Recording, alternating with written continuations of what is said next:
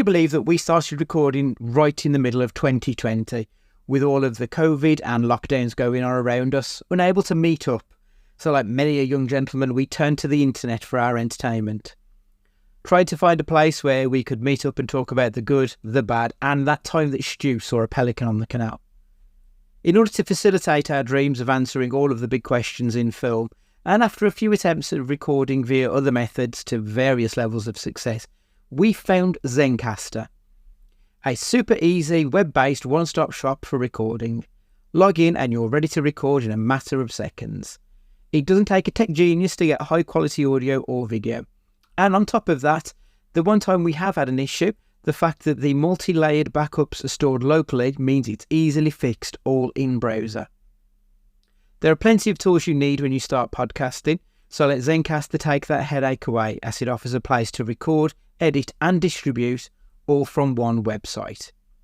Any lazy bones Jones can pick up and play and have studio quality audio or 4K video put out for the world to see when using Zencastr. Go to zencastr.com/pricing and use our code CAGEFIGHTING and you'll get 30% off your first month of any Zencastr paid plan. We want you to have the same easy experiences we do for all our podcasting and content needs. It's time to share your story. And now, hit the music.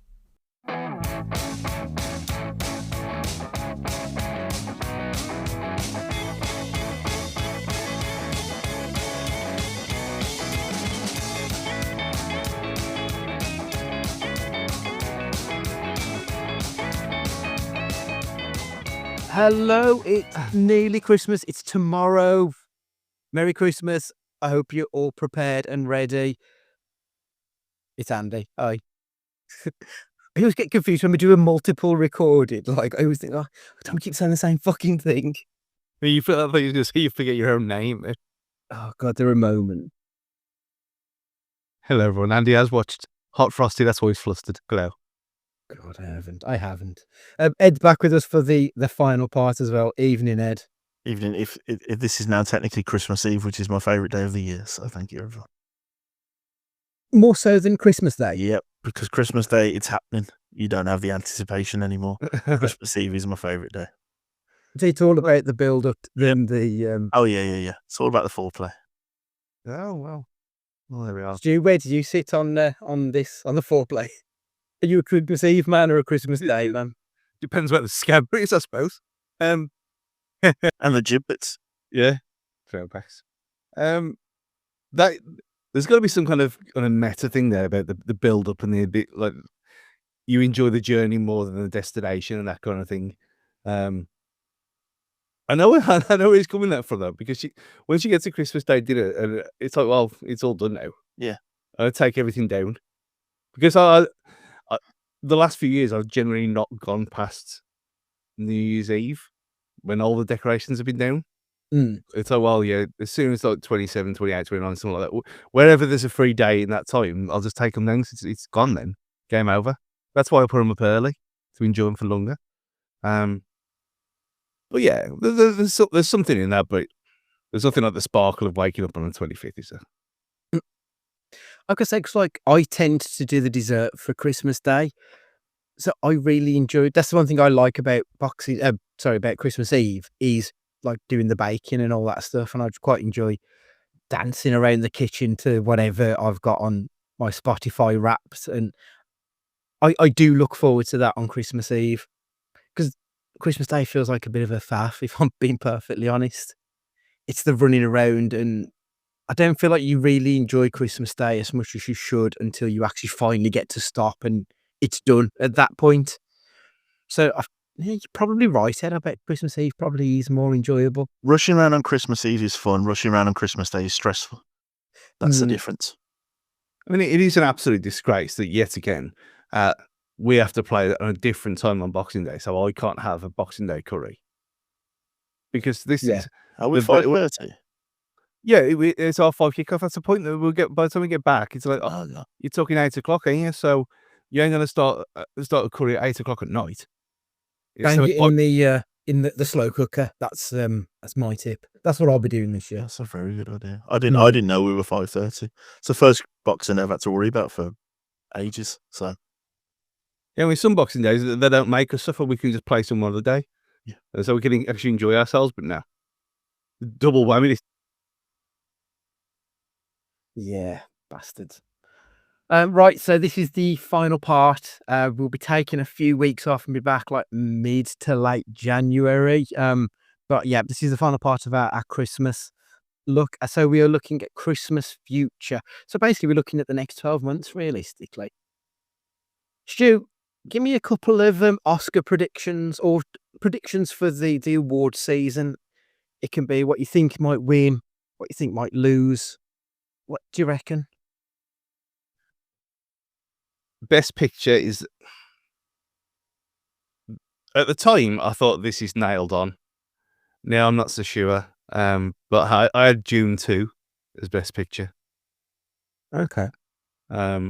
Because other than you, everyone seems to absolutely like wank themselves silly over it, and there was a lot of scenes in there.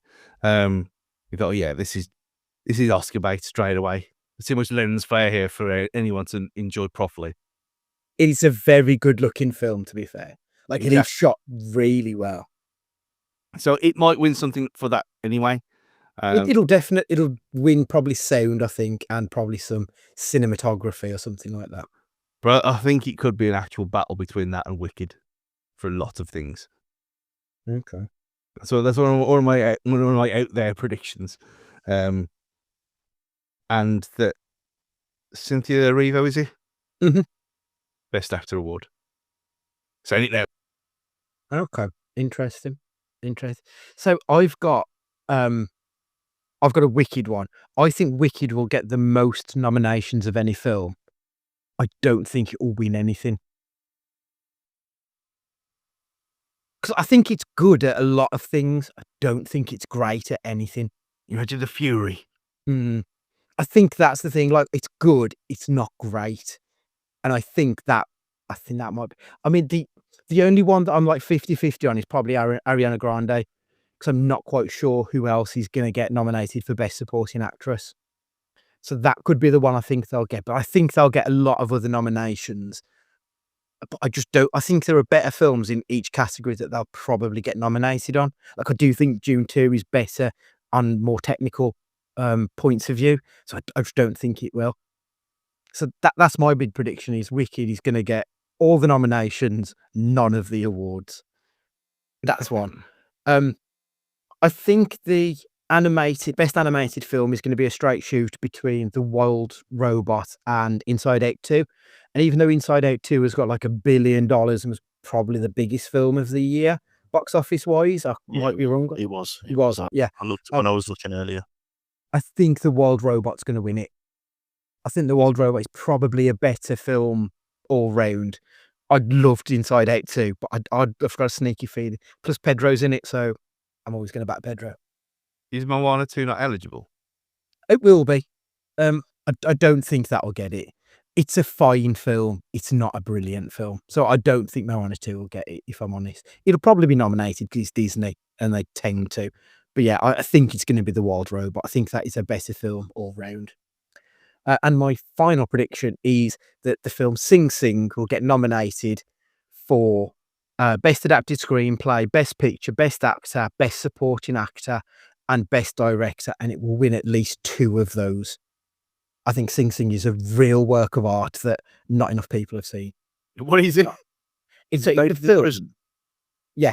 So it's Carmen Domingo. I love Carmen Domingo. Oh, yeah. I know exactly what you're on about, yeah. Yeah. So it's about a theatre troupe of inmates, basically. We talked about this about a month ago. Yeah. I forgot about it then as well.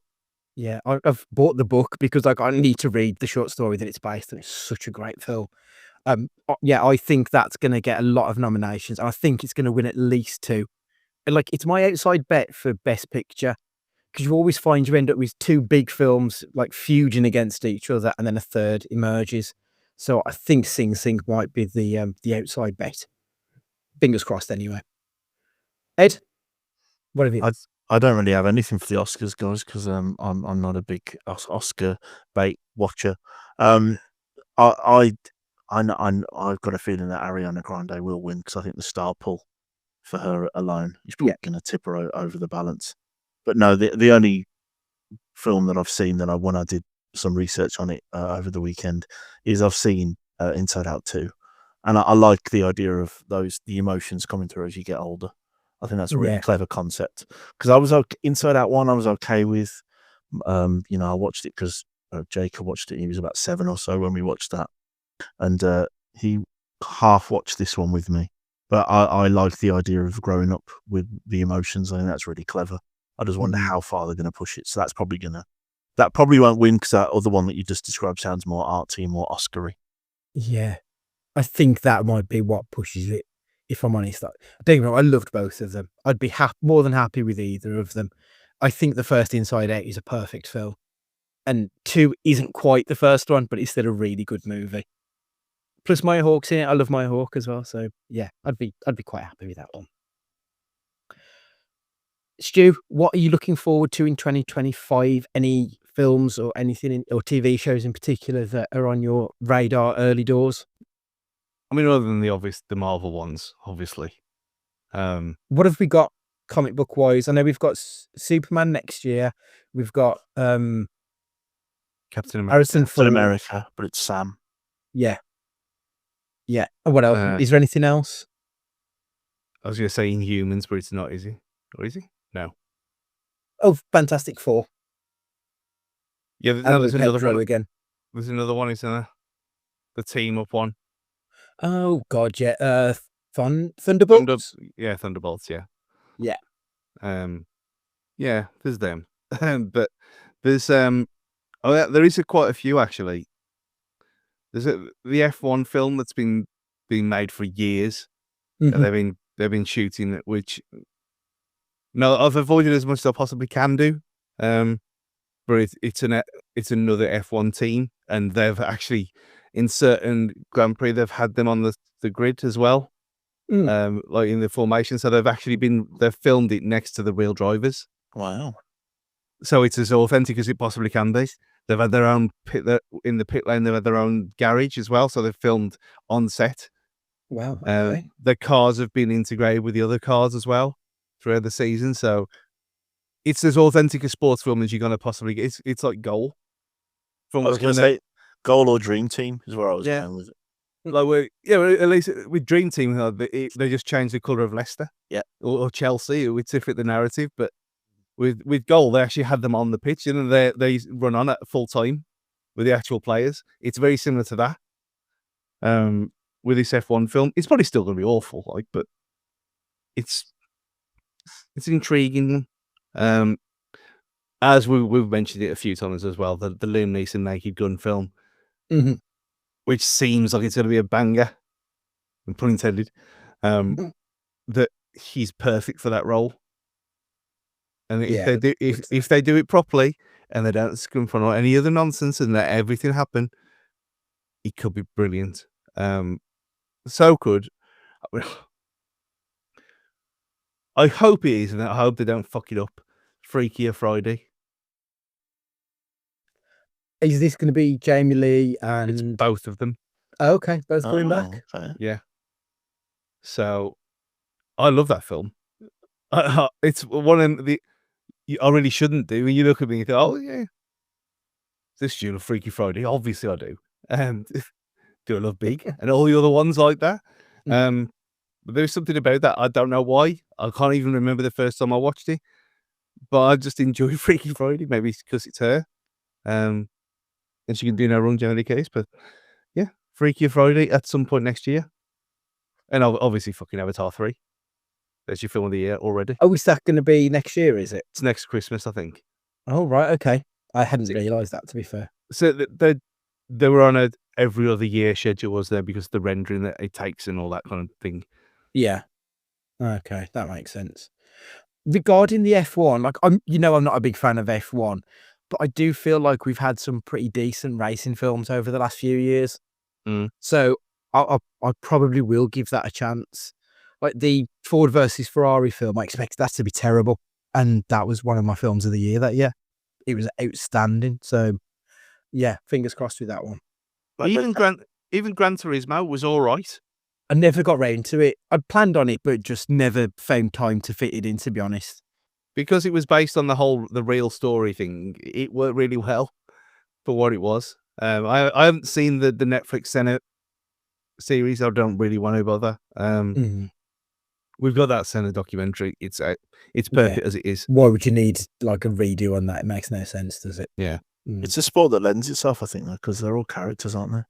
Yeah. They actually have personalities. Like, you can't do a football one because most of them are vacuous idiots, aren't they? That can't string the sentence together. You know, you watch Cole Palmer play football and he looks out of this world, and then you listen to him talk and he's struggling to get, a word above 2 syllables out of his mouth. So and you've got the egos of the owners behind it. I mean, I don't watch F1 televised traffic. I can't stand it. But you're not that many steps away from the money men and women that are back the teams either. Whereas, like, we know with our team that we follow, you don't actually ever really get to meet the people that have all the money. You don't see them. Whereas with F1, you kind of do, don't you? And it's quite cinematic as well, because there are a lot of moving parts. It's not static, because a football pitch you can take a whole football pitch in by just sitting there. You can't do that with F1.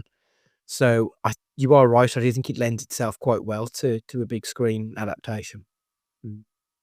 Ed, what have you got on your list for next year? So again, going back, I'm very basic. One of my favourite films, possibly ever, I loved it that much, is getting a sequel. So Zootropolis or Zootopia. There's going to be a Zootopia or Zootropolis 2.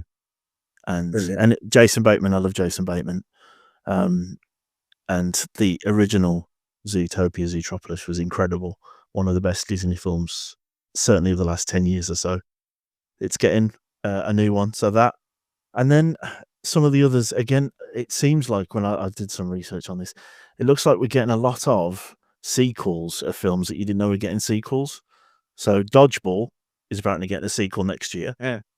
If you can dodge a wrench, you can dodge a ball. And again, probably didn't need a sequel. It was of its time and perfectly wrapped up happy in that place. But there's also supposedly a Happy Gilmore 2 next year as well. Oh, no. Which again, we shouldn't have. No. And it looks like we're relying heavily on Ben Stiller for this one from looking it up. And he wasn't a big character in the first one. No. So he wasn't Ben Stiller that we, know and tolerate nowadays. So, I mean, I'll probably will watch them because I'm very basic. But whether I'm looking forward to them or not, I don't know. But it seems like we are carrying on churning out old IP under a different badge. And that seems to be where a lot of where we're going. But yes, the other one that I was really looking forward to, Stu's mentioned, which was the new Captain America, because I am a Marvel loser. And there's also a new Spider-Man cartoon that'll be on Disney Plus, which I'm looking forward to. Will we be getting a Spider-Verse next year? Because obviously that was supposed to be this year, and then there was the strikes. And is that finally going to be coming out late next year? It wasn't on the list that I looked at, I don't think. No, I don't see it either. I'm sure they said 18 months at the time, so that would be just to, towards February. Maybe. Yeah, February 26th, maybe. And again, there's going to be another awful Sherlock Holmes movie with Rob Downey Jr. and Jude Law. Lord, no thank you. No thank you. Speaking of Jason Bateman, do you listen to Smartless, his podcast? No. It's him, Sean Hayes and Will Arnett, who obviously, if you're a fan of Arrested Development, you'll know him. They just get on one of their mates each week. Hugh Grant was on a couple of weeks ago, funnily enough, and it was brilliant. He was as charming as ever. It's well worth a listen. On my list, so Severance is going to be back midway through January. That's another one I need to watch a recap of. I loved the first season. I'm a big fan of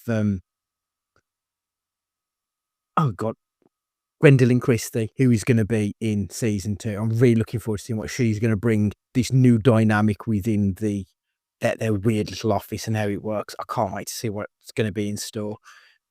Ben Stiller is a creative director I've got a lot of time for. probably more so than his acting work, if I'm honest. So I do have hopes that this is going to be decent. So I'm really looking forward to season 2, seeing what's going to happen next. Nosferatu. Now, it's going to be 2025 for us. It's going to be Christmas Day in the States. It's getting released. I'm still annoyed about that because it should be out at the same time everywhere. I just want to see it as soon as possible. All of the early reviews have been not just good, they've been like fucking ravenous. People have absolutely loved Nosferatu. So I'm really looking forward to seeing Robert Eggers' version of that one. And he's got what's his face from It in there, hasn't it? One of the Skarsgård kids. I can't even remember which one it is. There's that many of the little fuckers now. But like, I just find him such an interesting actor to look at. Like his physical movements and everything. I think he'll be perfect for Nosferatu. So I'm really looking forward to seeing what that's going to be. And the other one, I think, is the same deal. I think it's in the States on Christmas Day. It's the Bob Dylan, A Complete Unknown film. I saw a And trailer Bob for that Dylan. on watching NFL today. It was on. There was a trailer on at halftime. Okay. 'Cause It's brilliant.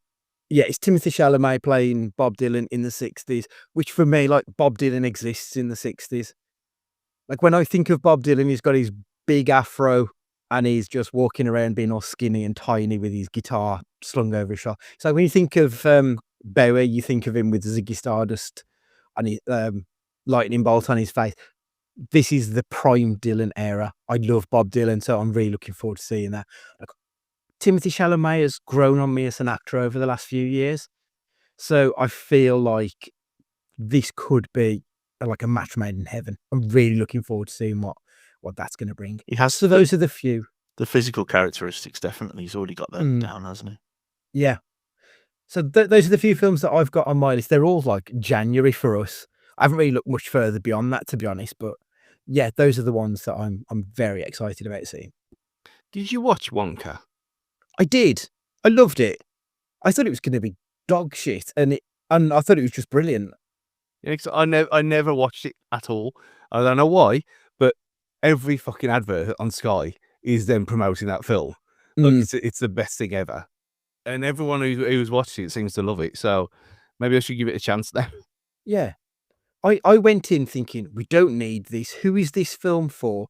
It was literally, I wasn't at work. There was nothing else on. I'm going to the cinema. So I thought, that'll do, whatever.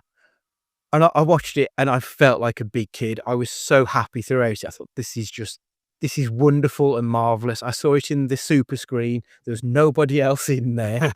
I was sat like quite near the front, so the screen was even bigger than it is normally. And yeah, it was marvelous. Really, really enjoyable. Yeah, I think I'd a big recommendation for that one, especially for this time of year, because it does have It that feels Christmas like feel to it. Yeah, absolutely. Right, so for the final question I've got for you then, what actor, actress, director, who is going to be the king or queen of 2025? Who is going to rule the roost in 2025? Stu? I've got a feeling.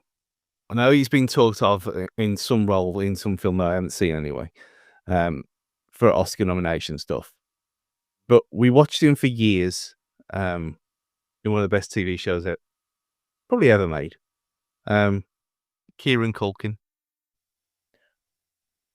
Yes. Oh God, what's the film he's got coming up? Because they do think he's going to get Oscar nominations for a film that we're just about to get. I can't remember what it's called. Yeah, just someone who I'd never really paid any attention to whatsoever, and then all of a sudden you see him being all perverse and weird and strange, and you look and you think, actually, yeah, you are. You're not just the brother of. You're actually a really good actor in your own right. Yeah, he's legitimately got chops. Because you are right, he's a Culkin, so he's not the Culkin, he's just a Culkin, isn't it? Like, you've got Rory and you've got Kieran, but neither of them are Macaulay. So I get you, but actually he's a very talented actor. He's always been like the best friend to someone, but yeah, when you think Succession and now this film, which for the life of me I cannot remember what it's called. Good shout.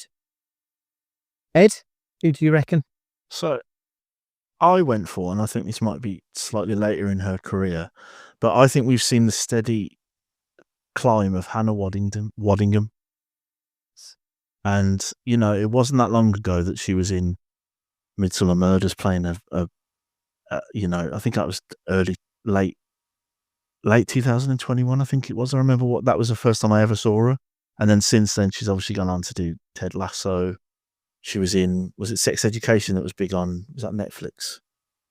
Then she was in The Fall Guy. And now next year, she's in the Mission Impossible movie.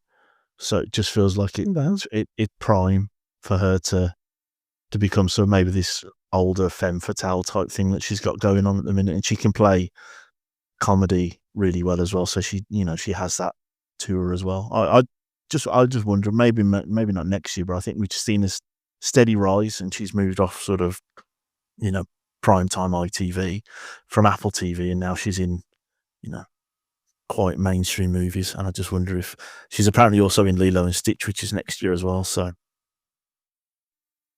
I've never seen that film. Me either. They're doing a remake of it, and I've not seen the original.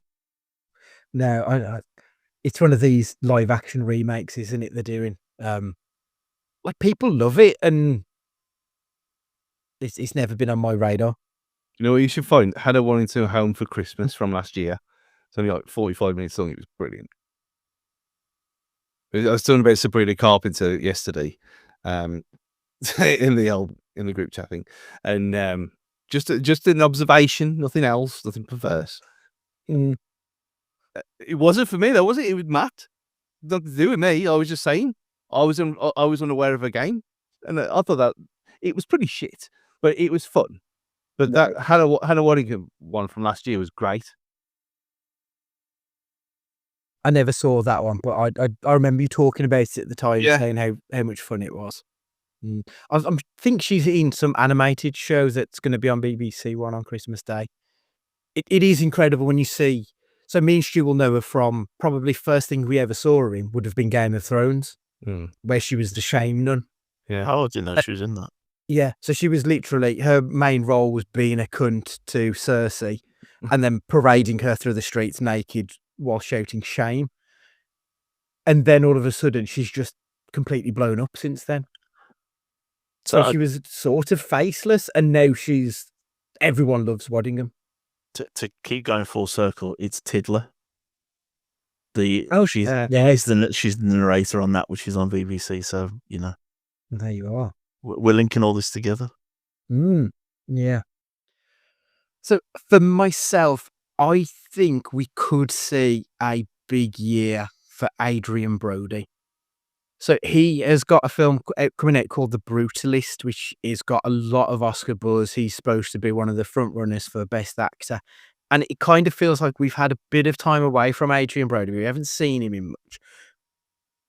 And now we're going to get the comeback. I think if this goes, as like a lot of the early reports are saying, that he's probably going to be winning it, I think we could see him go on a bit of a run now and become like flavour of the month again. And I could see him sort of dominating the year. Because he's someone I think has always had like a history of putting on some really good performances, like The Pianist and stuff, but probably hasn't ever had his flowers. Maybe because he's not like a sex symbol, quite like how someone like Gosling would be. Like he kind of looks like a fairly normal human being, which obviously Gosling looks like the most handsome man who's ever lived. And I think that sort of helps you in Hollywood, but I think we could see a comeback king of Adrian Brody in the next year. I'd be all for that. Stick him in anything, because he's one of those actors that I think always gives a really good performance. Even in that terrible Predators film, he was like the highlight of a really shit film. So for me, I think it could be Brody. If not him, maybe Timothée Chalamet, to give him another mention now, I think. But Timothée Chalamet's had such a good 2024. Because obviously we ended off 23 with Wonka, and then we had June, and now we've got A Complete Unknown coming in late 24, early 25. So I think Chalamet could keep the ball rolling as well. Who knows? Tom Holland, obviously, if he's going to be working with Chris Nolan, could see and get a bit of buzz about him. Might have to like review my stance on him. Yeah. And I admit that we were right all along. Do you not like him? He's fine. I don't. I don't. Well, the problem is, I think he's an okay actor. I think he picks dog shit films. I think that's the problem. I mean, I've seen him in Spider-Man and the PlayStation game, Uncharted. Those are the ones I was thinking about, to be perfectly honest. I didn't mind him in any of those. Uncharted, I didn't really like the game very much, but yeah, I know it was Tomb Raider with a bloke, wasn't it? But I quite enjoyed the film, but it plays to my basic bitch personality when it comes to movies. I think the problem is when he stood next to Zendaya, who is just incredible at everything she does, it just makes him look a bit ordinary. It kind of reminds me of early Anne Hathaway, who was always good but picked really bad films, like Get Smart and that crap. Do you think he feels unordinary when he's standing next to her at night as well? When she's towering over him. Like he's 5 foot nothing and she's this fucking Amazonian goddess. Yeah, I imagine. Does it matter when they're lying down? Diddler on that note. Right, okay, that's us done for 2024. cagefightingpod@gmail.com for any emails, at cagefightingpod@gmail.com. No? At cagefightingpod will be the so. It's been a long night. I thought this was going to go for like 90 minutes and we're breaking 2 hours as it is. As we always seem to do on this. But don't let them behind the curtain. It's Christmas Eve. Yeah, that's it. Enjoy your Christmas. We'll see you in the new year. I don't know what date it'll be, but it'll be a Tuesday towards the end of January where we'll be back. So for 2024, Stu, would you like to say goodbye? You know, you put all this pressure on me, expected to perform like a little seal with a fish. And you think I'm going to say something ridiculous at the end of the year, but no. It's been a pleasure, everyone. See you in a few weeks. Ed, would you like to say goodbye? Yeah, thanks for having me on. I've done 3 or 4, I think, this year. It's been brilliant. So yeah, thanks for having me. Anytime. We've enjoyed having you on. It's always nice to have new voices and new opinions on films.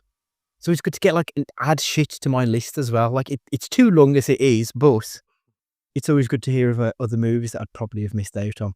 So yeah, thanks a lot for joining us. Much appreciated. It's goodbye from me, and Christmas is a difficult time for a lot of people out there. So make sure, as Matt would say, check in on your pals. If you need a helping hand, just come onto Twitter or Threads or any of the other nonsense that we're on. Just say hello if you need to be. But be excellent to each other and be excellent to yourselves.